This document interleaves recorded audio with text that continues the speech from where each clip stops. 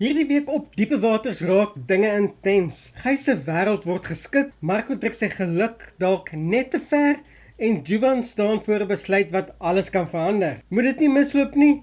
Hier is jou volle voorskou vir 27 tot 30 April. Ek's Jock en jy kyk TV-praatjies vir al die drama, geheime en groot onthullings, tekening, druk die klokkie en kom ons spring sommer dadelik weg. Maandag 27 April 2026. Maandag begin die week met spanning vir Juvan wanneer hy ingewikkelde nuus ontvang. Dit lyk of iets groot op pad is, maar die vraag is, gaan hy reg wees daarvoor? Intussen sukkel Gys om aan te pas by die nuwe omstandighede en is duidelik dat hy nie gelukkig is nie. Dink julle Jacques was reg om Gys na die kothuis toe te stuur om te gaan bly? Of moes Theresa en Jacques eerder daar self gaan bly het? Laat weet my in die kommentaar. En dan probeer Selina help wanneer sy vir Marco raad gee.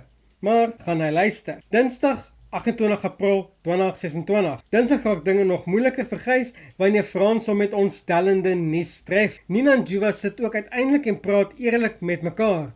Maar gaan die waarheid hulle nader bring of verder uit mekaar dryf en met Bullet Boetie in die omtrek? Wie weet. By die media geleentheid kry Marco 'n onverwagte verrassing.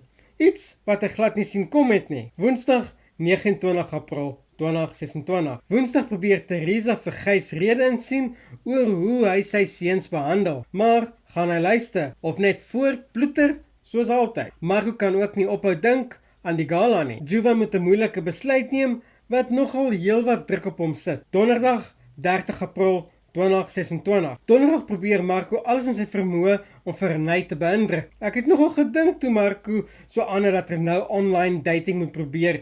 Hier kom dalk 'n ding en gevoelens gaan dalk ontwikkel. Sal dit 'n ietjie wees of sal julle Renay sien saam met 'n jong blaar? Laat weet net wat dink julle in die kommentaar. En Nina, sy kry 'n nare verrassing wat haar wêreld op sy kop gaan keer. Dit lyk soos 'n week vol drama, moeilike keuses en groot emosies op diepe water. Laat weet my in die kommentaar hieronder, wat dink jy gaan met Gys gebeur? En gaan Marco sy fout kan regmaak? Moenie vergeet om in te teken vir meer voorskoue en drama nie. Ek sien jou in die volgende video.